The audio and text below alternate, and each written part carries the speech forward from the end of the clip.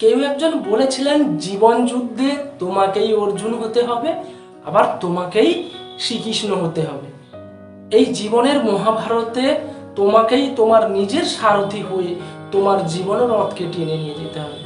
নমস্কার বন্ধুরা, আজ জন্মাষ্টমীতে তোমাদের সকলকে জানাই জন্মাষ্টমীর অনেক শুভেচ্ছা ও ভালোবাসা। বন্ধুরা, আজকে তোমাদের জন্য একটি সুন্দর গল্প নিয়ে এসেছি। আর এই গল্পটি হচ্ছে এক ব্যবসায়ীর। এক শহরে এক ব্যবসায়ী ছিল, যার খুব বড় একটা ব্যবসা ছিল।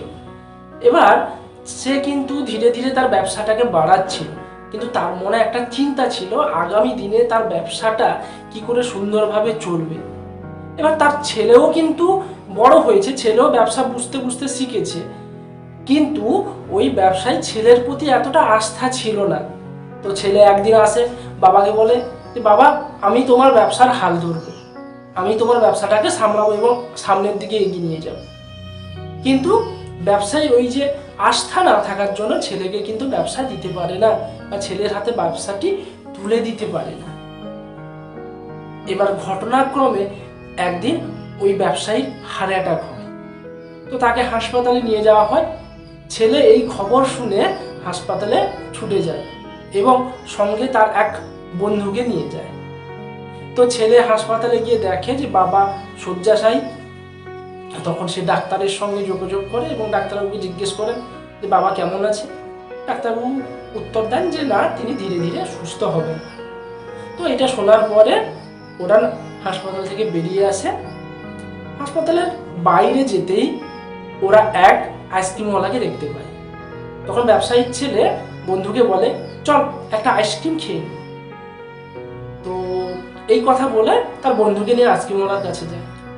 এবার তার বন্ধুটি এই ঘটনার পরিপ্রেক্ষিতে হতবাক হয়ে ওই ব্যবসায়ীর ছেলের দিকে তাকিয়ে আছে এবং তার মনে নানা প্রশ্ন আসছে যে যার বাবা এরকম মৃত্যু শয্যায় পাঞ্জা লড়ছে, তার ছেলে কি করে এরকম আইসক্রিম খেতে পারে।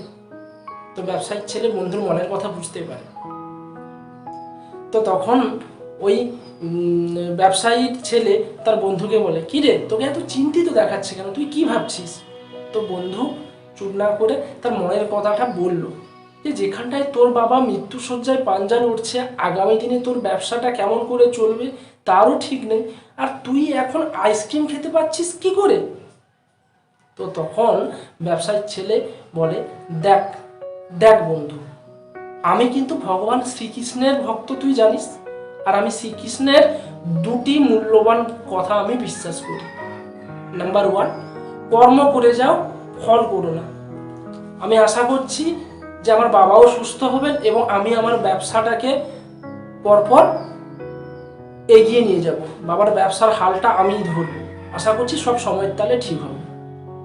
আর নাম্বার 2, তোকে একটা গল্প বলি শোন। ভগবান শ্রীকৃষ্ণ ও রুক্মিণী দেবীর প্রথম সন্তানের নাম হচ্ছে প্রদ্যুম্ন। এই প্রদ্যুম্ন মাত্র 10 দিনের মাথায় অপহরণ হয়ে যায়। তো এইরকম ঘটনায় মা রুক্মিণী দেবী অত্যন্ত বিচলিত হয়ে পড়েন। তিনি এই জিনিসটাকে মেনে নিতে পারছিলেন না, তিনি প্রচুর কষ্টে ছিলেন এবং ভগবান শ্রীকৃষ্ণের কাছে যান যে প্রভু, তুমি থাকা সত্ত্বেও আমার জীবনে এরকম দুর্বিষহ দিন কি করে আসতে পারে। তো তখন ভগবান শ্রীকৃষ্ণ বলেছিলেন চিন্তা করো না, আমার ছেলে যেখানটাই থাকবে সে ভালোই থাকবে, সে সুস্থ থাকবে, তাই তুমি তোমার মনের কষ্টটাকে দূর করো। কিন্তু মা তো মাই হয়।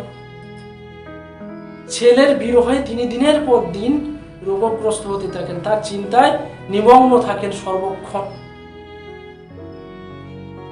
এবার ঘটনাক্রমে 18 বছর পরে প্রদ্যুম্ন ফিরে আসে এবং সঙ্গে তার স্ত্রীকে নিয়ে আসে।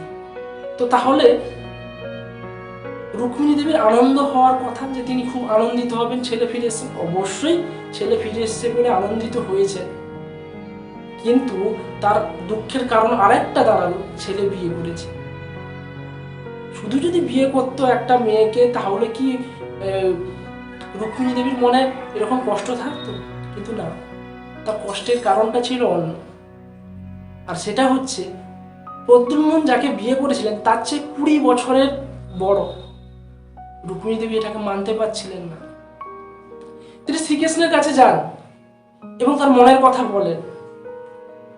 শ্রীকৃষ্ণ একটাই কথা বলেছিলেন, রুক্মিণী, সময়ের তালে যা হচ্ছে মেনে নাও, আমরা কেউ সময়ের ঊর্ধ্বে নই। তুমি মেনে নিতে শেখো, তুমি মানিয়ে নাও, দেখবে তোমার জীবনের সমস্ত দুঃখ কিন্তু ঘুচে যাবে, তোমার মনে শান্তি ফিরে আসবে। কিন্তু রুক্মিণী দেবী এটাকে মানতে পারেননি। তার মনে দ্বিধাদ্বন্দ্ব চলতেই থাকে। দীর্ঘ 8 বছর পর তিনি বিষয়টাকে মেনে নেন। একটু ভেবে দেখো, তিনি ছেলের শোকে আবার ছেলে যখন ফিরে এলো, তখন ছেলে আবার একটা বেশি বয়সী মেয়েকে বিয়ে করেছে বলে 18 আর 8 মোট 26টা বছর তিনি দুঃখে কষ্টে কাটিয়ে দিয়েছিলেন। তো এই গল্প বলার পর ছেলেটি বলে যে আমিও সেই রকম ভগবান শ্রীকৃষ্ণেরই আদর্শে বিশ্বাসী, তাকে আমি শ্রদ্ধা করি, প্রণাম করি। তারই মতাদর্শে আমিও আমার সময়ের তালে তালে আমি গা ভাসাবো। আমি নিজেকে বিষাদগ্রস্ত করে নিজেকে দুর্বল করব না।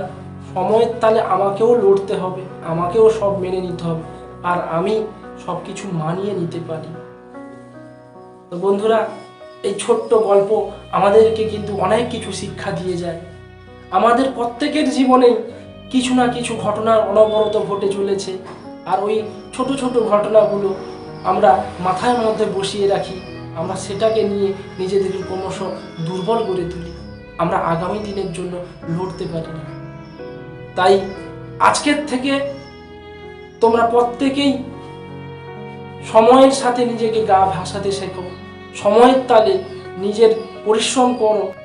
তাই তো তোমাদের বন্ধু যেতে যেতে বলে, ইচ্ছে থাকলে উপায় হয়, করে নাও বিশ্বজয়। তো আজকের মতো ভিডিওটা এখানটাই শেষ করলাম। কেমন লাগলো কমেন্ট করে জানাও, যদি ভালো লাগে বন্ধুদের মধ্যে শেয়ার করো এবং অবশ্যই আমার চ্যানেল সাবস্ক্রাইব করো।